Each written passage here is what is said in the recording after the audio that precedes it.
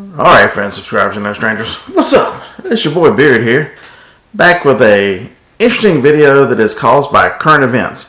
So, today I want to talk about, for sourcing and for running a lot of your business, do you have a backup plan? What happens when things out of your control go a little crazy? Have you thought about it? Today we're going to talk about the number one tool that we all use, cell phones. Can you do a reselling business without a cell phone, without a smartphone? You can, but it's extraordinarily difficult. So, hey, go ahead and hit that thumbs up for the nerd knowledge that I'm about to bestow upon you, because we're going to get into this right now.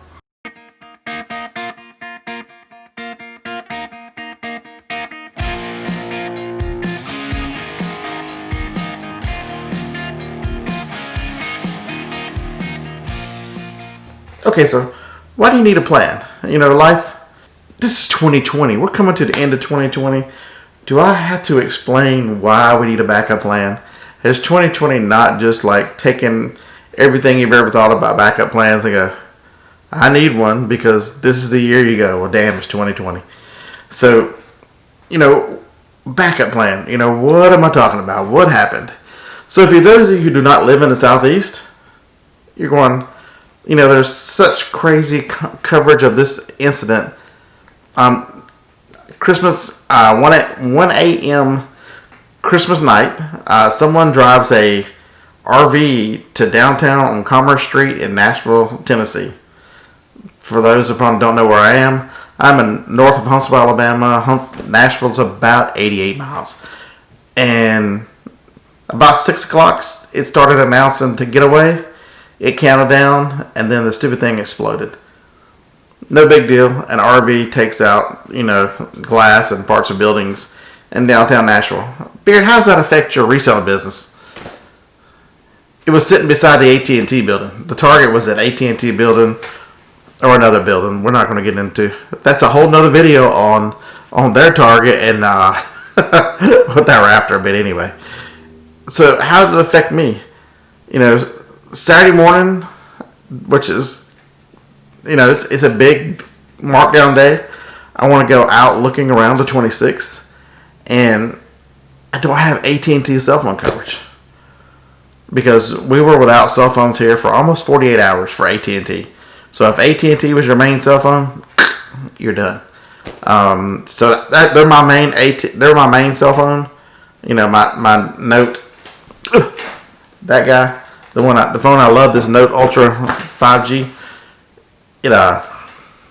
It's basically a paperweight with glass, aluminum and glass, without the cell phone. And so many stores you go into, some of them have Wi-Fi, some of them don't, but they get their internet service from somewhere, right? Beard, how else does this affect you? Everybody sees when I do videos in the van. I've got the iPad up there. Runs on AT&T. All my navigation goes through AT&T. So, Beard, what did you do? How did you defeat this? How do you make good purchasing decisions for stuff that you use every day that helps you along the way? I'm glad you asked. So, some of the things we're going to talk about is we'll talk about phones, talk about phone chargers. We'll talk about other battery saving methods, and then I don't know how much I need to talk about it. You need to keep some cash. Alright, so does everybody have cash on hand? Am I weird that as they try to force us to a more of a cashless society, sometimes you need cash? Okay, so I'm an old man. I'm getting to be an old man. I'm 51. And I've had this bad habit of the last few years of getting to the store with no money. I keep forgetting my wallet. And so what have I done to combat that? I did two things. Put cash in the van in the cup holder. There's usually $40 in the van, not some big Target that, let's go break into Beard's van. He's got a ton of money. It's $40. But it's enough to buy what I'm buying so I can get back.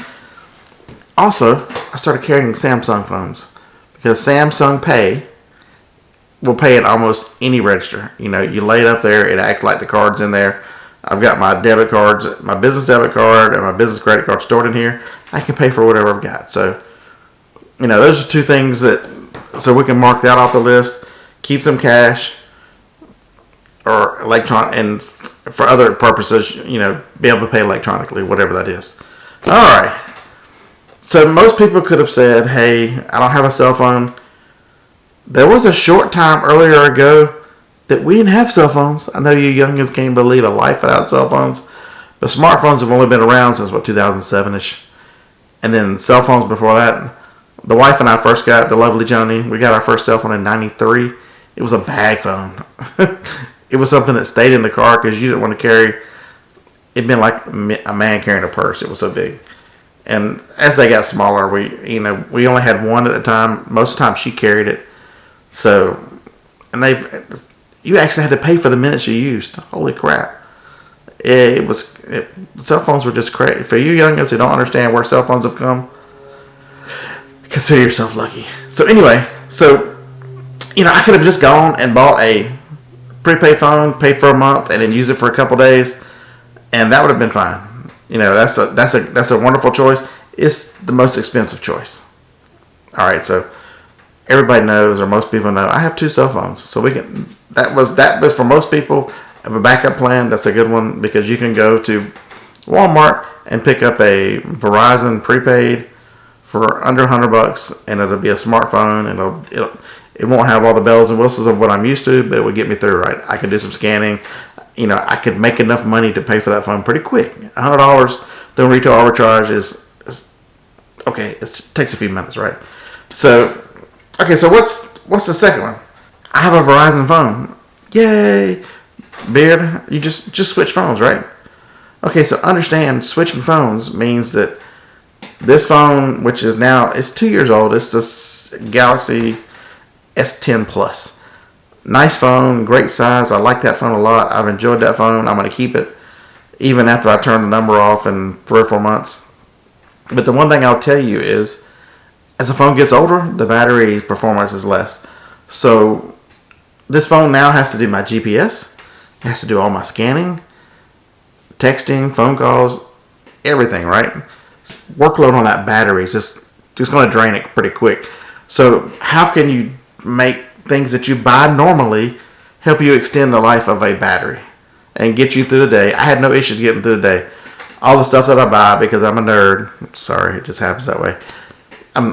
So first thing, let's talk about car chargers. All car chargers are not equal. They're just not. You buy whatever you find by the store, by the register, or whatever, and I buy my car chargers online because, let's grab it. I just happen to have this one here. I'll put a link in the description of this one. It is a Manheim, M-A-N-I-N-A-M, Manheim. So what's so special about this charger? As you can see on the end, it has a USB-C and it has a USB-A. So, Beard, what do we care about that? So this charger is 73 watts. Doesn't mean anything to you, right? You don't care. It's wattage. Okay, so phones. Here's where the nerd speak comes in. Sorry if I lose you, but I'm gonna help. I'll give you the basics so you'll understand these chargers. Okay, so chargers when they first came out were about 1 amp, 1 watt, whatever it is, and they charge very slow. So manufacturers, as the models have gone on, they've put in fast charging. You hear fast charging all the time. This guy here will charge at 25 watts. So what happens if I plug it into a charger that is a 1 amp, one charger?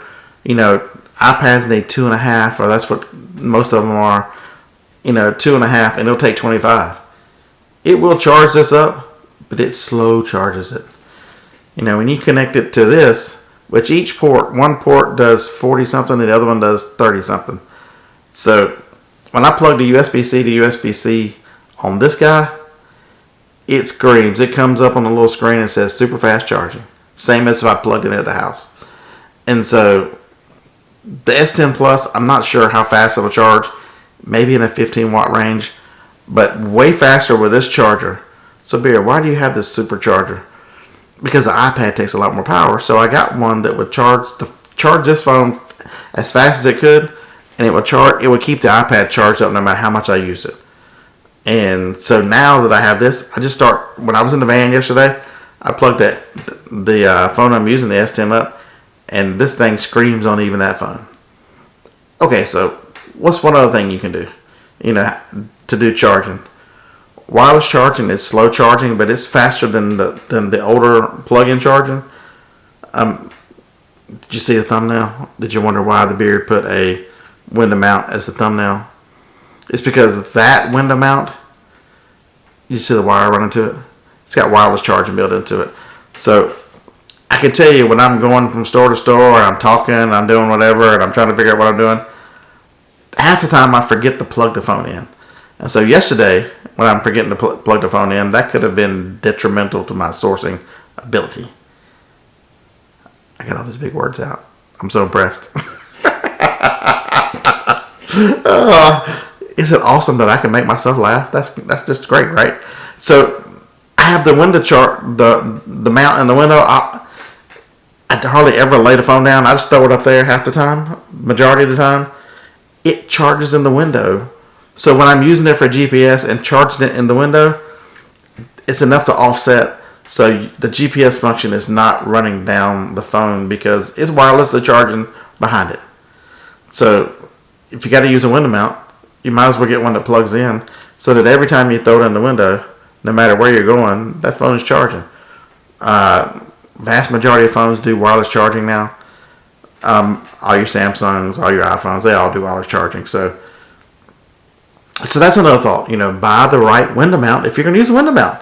Buy the right. And I'll put links to both these in the description. I think I told you that. Okay, so I've covered the charging. What's one other thing you can do? Okay, so here's a quick quiz. You can put the comments in below. What's one thing you do with your phone that drains the battery more than most anything? Answer in the comments. Wait for it.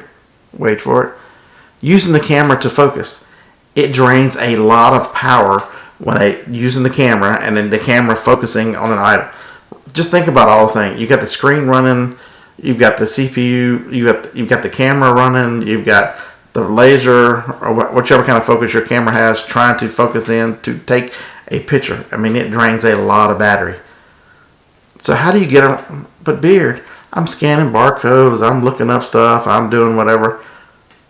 I gotta have that function. No, you don't. Most of us have Bluetooth scanners. I have one here. Do I have one in the house? This guy here. This connects to your phone just like it connects to my MacBook. Just Bluetooth. It doesn't care what the Bluetooth signal is. It'll connect to it. And it connects as a keyboard. So allowing this to read all using a barcode scanner to read the barcodes versus the camera. And it sends it right to the app. It saves a lot of battery. So yesterday, I didn't think about carrying this. I thought about this when I was making the video. Oops.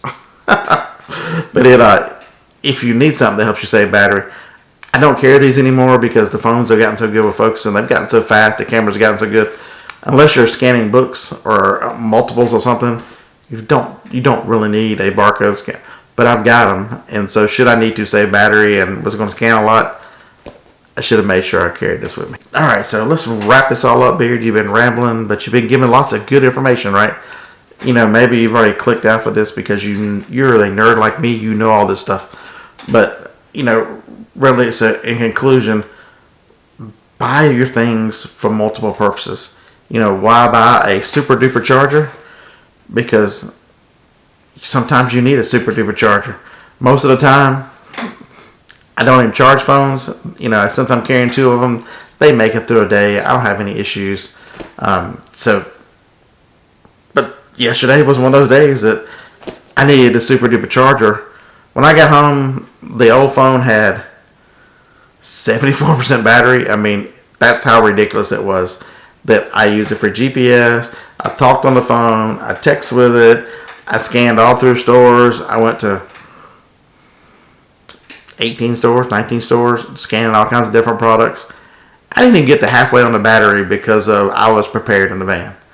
And so, when times are tough, my stuff that I normally use really performs. Regular days, it's just nice to look up there and the iPad always says 100% because that charger is so strong. And that, normally charging a battery, small, It's not terribly great for it, so I try to wait till the phone gets down under half, and then I'll let it charge for a while. Generally, what I do is when the phone gets down below half, I'll plug it into the super duper charger and use the other phone for a while. But yesterday, that was not an option. All right, I hope this has helped. Hey, if you're not subscribed, hey, consider subscribing. We talk about reselling. We talk about, sometimes we nerd out, whatever. Just trying to help you build your business and think about your business and do those kind of things. Hey, tickle the thumbs up. I know you learned something. Did you know about all this nerd knowledge that I bestowed upon you? All right, see you in the next video. Roll Tide.